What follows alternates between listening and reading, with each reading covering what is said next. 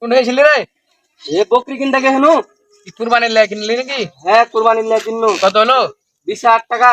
তুই কোলি টাকা নাই তোর ভাই কোনটা 20,000 টাকা বলিবে? তো হার বাপের 20 লাখ টাকা হে ব্যাংকে, ওখান থেকে মাসে মাসে লাভ পায় 20,000, তোরে ওইটাই ধরে পেয়ে তো কিনে লাইনু। এই লাভের টাকা দে তুই কুরবানি দিবি ভাই? কুরবানি হবে ভাই? হইবে না কেনে, সবার ইচ্ছে ধার হইবে না। তুই তো ধার করে কুরবানি দিবি, তোর কুরবানি হবে কে হয়ে যাবে? তুই আগে দেনা সোচ কর, কুরবানি দে। আরে বোকা চো দাদু না দেনা করে কি এমনি কুরবানি দিবি ভাই? নতুন এবার বেটির বিয়ে দিন প্রথমবারই যদি কুরবানি না দিই বিহানেরা কি কইবে ভাই? ছেলে কি তো ধার দেনা করে কুরবানিটা দিবি? আর তুই ফের কেমন ইবে? তোকে চিনি নেবে বাড়ির গোড়াতে বাড়ি, তুই 1 ঘন্টা গোসকে 3 বার করে কাটে তারপরে তুই মানুষের বাড়িতে দিস, আর তুই ফেরে কুরবানি লিয়ে এত বড় বড় কথা? হ্যাঁ আম্মু কিন্তু দেখেছি ওর বাড়ি থেকে গোস আছে, ছোট ছোট গোস। মানুষও কহছিল যে ছোট ছোট গোস দেয় ওরা।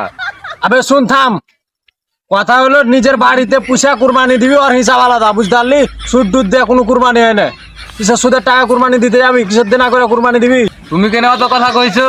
তোমার আগাবারকার কুরবানির গোস কি ফ্রিজ থেকে শেষ হয়েছে নাকি? এই যে অত কথা বাদ, অত কথা কয়ে লাভ নাই। কথা হলো যে তুই কুরবানি তো দিস ভাই, তুই নজ গালাম দিয়ে পড়তে দেখতে নেবে, নজ বলিস না তুই? কুরবানি হার নামে দিব না, কুরবানি কার নামে দিবি? আর বাপের নামে দিব। হার বাপ নামাজ কালাম পড়ে তো। ও ছেলে তুই নাচ গান পড়বি না? আজ যা ভাই তুই যা বাড়ি।